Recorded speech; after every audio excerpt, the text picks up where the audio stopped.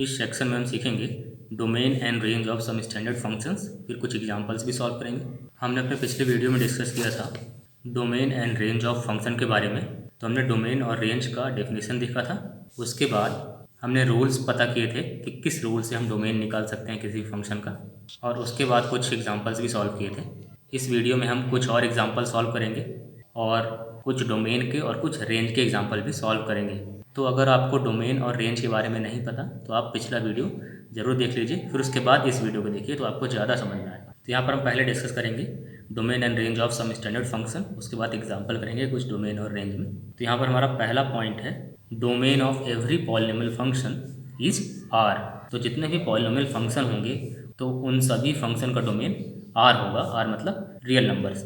तो सारे polynomial function का डोमेन सारे रियल नंबर्स हो जाएंगे, ये चीज़ आप याद रखिए। नेक्स्ट है domain of sine x and cos x is R and range is -1 to 1। तो ये सब स्टैंडर्ड फंक्शन है, तो इन सबके डोमेन और रेंज आप याद कर लीजिए तो ज़्यादा सही रहेगा। नेक्स्ट पॉइंट है domain and range of sine inverse of x is -1 to 1 and -π/2 to π/2। तो साइन इनवर्स ऑफ एक्स का डोमेन हो जाएगा ये वाला इंटरवल और रेंज हो जाएगा ये वाला इंटरवल। तो ये चीज़ आप याद रखिए। नेक्स्ट है domain and range of cos inverse of x is -1 to 1 and 0 to π। तो कॉस इनवर्स ऑफ एक्स का डोमेन ये इंटरवल है और रेंज ये इंटरवल है। और domain and range of tan inverse of x is R and -π/2 to π/2। यहाँ पर -π/2 और π/2 दोनों ही एक्सक्लूडेड है इंटरवल से। तो टेन इनवर्स ऑफ एक्स का डोमेन हो जाएगा सारे रियल वैल्यूज़ और रेंज हो जाएगा -π/2 to π/2। अभी और भी बहुत सारे स्टैंडर्ड फंक्शंस हैं जिनके डोमेन और रेंज हमें पता करने हैं, डिस्कस करने हैं, लेकिन आगे हम क्वेश्चन करते हैं जब भी उनकी ज़रूरत पड़ेगी तो हम वो चीज़ें भी डिस्कस कर लेंगे। तो अभी ये सारे इंपॉर्टेंट हैं, तो ये चीज़ तो अभी याद ही कर लीजिए आप। तो अभी हम क्वेश्चन करेंगे। तो हमारा क्वेश्चन है हमें डोमेन पता करना है इस फंक्शन का। तो यहाँ पर साइन इनवर्स फंक्शन रूट के अंदर है, तो रूट के अंदर का कभी फंक्शन नेगेटिव नहीं हो सकता। तो यहाँ पर रूट के अंदर का टर्म हमेशा ही पॉजिटिव या फिर इक्वल टू 0 होगा। और अभी हमने डिस्कस किया था कि जो साइन इनवर्स ऑफ एक्स का जो डोमेन है वो -1 से 1 लाई करता है। यहाँ पर एक्स की जगह लॉग फंक्शन है, तो लॉग फंक्शन यहाँ पर -1 से 1 के बीच में लाई करेगा। तो लॉग फंक्शन -1 से 1 के बीच में ही लाई करेगा।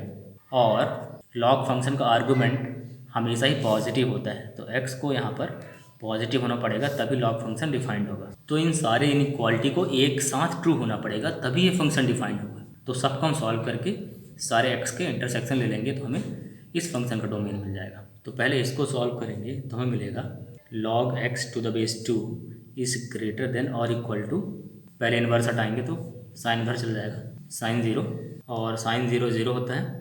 एंड इसको जब सॉल्व करेंगे तो हो जाएगा x इज ग्रेटर देन और इक्वल टू 2 का तरफ भेजेंगे तो 2⁻0 हो जाएगा।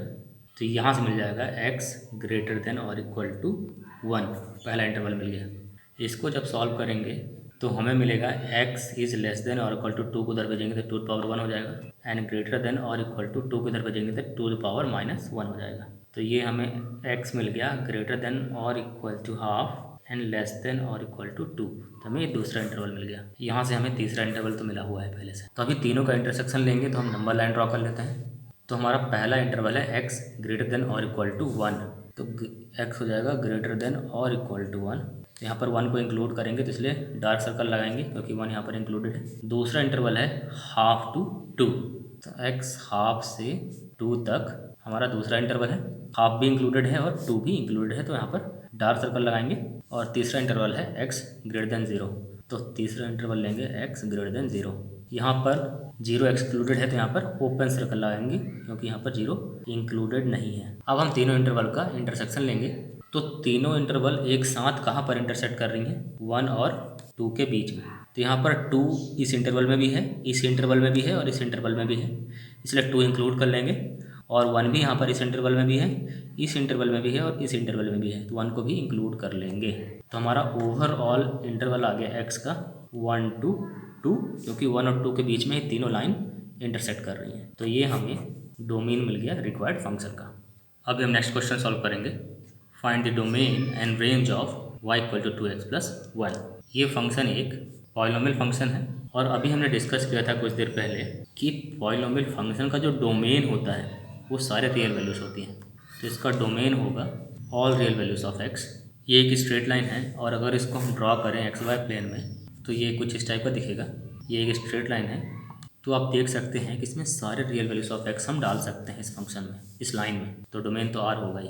और आप यहाँ पर देख भी सकते हैं कि ये स्ट्रेट लाइन माइनस इन्फिनिटी से प्लस इन्फिनिटी वाई में फैला हुआ है, मतलब इसका रेंज भी आर होगा। मतलब तो अगर कोई स्ट्रेट लाइन है तो उसका डोमेन और रेंज दोनों ही रियल वैल्यूज़ हो जाएंगी, ऑल वैल्यूज़ ऑफ आर हो जाएंगी। और अगर कोई भी पॉलिनोमियल फंक्शन है तो उसका डोमेन तो आर होगा ही, रेंज हम बाद में पता कर लेंगे। तो हम नेक्स्ट क्वेश्चन सॉल्व करेंगे। यहाँ पर हमें पता करना है domain and range of this function. तो ये फंक्शन भी यहाँ पर एक पॉलिनोमियल फंक्शन है। तो अगर फंक्शन कोई पॉलिनोमियल है तो उसका डोमेन तो ऑल रियल वैल्यूज़ होगा ही, ठीक है, डोमेन तो हमें पता चल गया। और यहाँ पर ये एक पैराबोला है जो इस फॉर्म में है y equal to A x square plus B x plus C के फॉर्म में है, और a के जगह यहाँ पर 1 है। इसका मतलब है a इज़ ग्रेटर देन 0, और अगर a 0 से बड़ा होता है तो ये एक अपवर्ड ओपनिंग पैराबोला होता है। पैराबोला ड्रॉ करने का भी एक वीडियो मैंने बनाया है, तो आप वो वीडियो जाके देख सकते हैं। तो पैराबोला कैसे ड्रॉ कर सकते हैं वो आप सीख सकते हैं। पैराबोला का डिस्क्रिमिनेंट d होता है बी स्क्वायर माइनस 4ac। तो यहाँ पर b की वैल्यू 1 है और c की वैल्यू भी 1 है। a की वैल्यू तो 1 हमने निकाल लिया है। तो सारे वैल्यूज़ डाल दीजिए यहाँ पर, तो आपको d की वैल्यू -3 मिल जाएगी, और d की वैल्यू अगर -3 है इसका मतलब नेगेटिव है। तो इस पैराबोला का इमेजनरी रूट्स होंगे, और अगर रूट्स इमेजनरी होती हैं इसका मतलब है parabola is disjoint with x axis. और अगर कोई भी पैराबोला हो, चाहे अपवर्ड ओपनिंग हो या डाउनवर्ड ओपनिंग हो, ठीक है, पैराबोला, तो उसका वर्टेक्स हम पता कर सकते हैं। ये वर्टेक्स होता है -b/2a, -d/4a।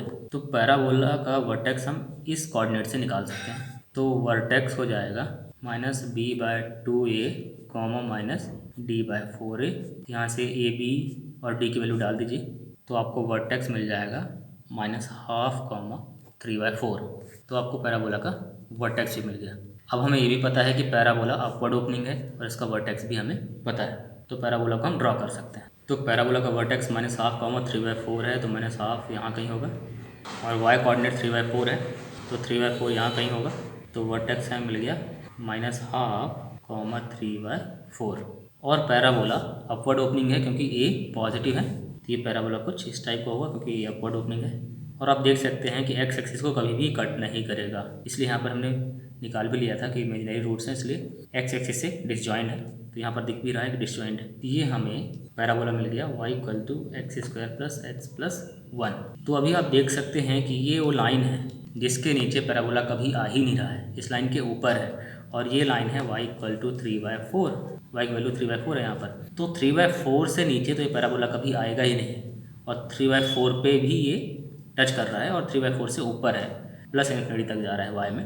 तो इसका हम रेंज निकाल सकते हैं, y लाइज बिटवीन 3/4, 3/4 इंक्लूडेड है, 3/4 पे टच कर रहा है, और 3/4 से ऊपर जा रहा है इन्फिनिटी तक, तो ये प्लस इन्फिनिटी तक जा रहा है, ठीक है। तो ये हमें रेंज मिल गया इस पैराबोला फंक्शन का। तो इस तरीके से आप ग्राफ ड्रॉ करके भी रेंज निकाल सकते हैं। यहाँ पर साफ दिख रहा है कि ये पैराबोला 3/4 से नीचे आएगा नहीं, और 3/4 से इन्फिनिटी तक जा रहा है। y belongs to 3/4 to infinity, तो y इससे ऊपर ही है 3/4 से। तो हमें y का इंटरवल मिल गया, और y का इंटरवल ही इस फंक्शन का रेंज है।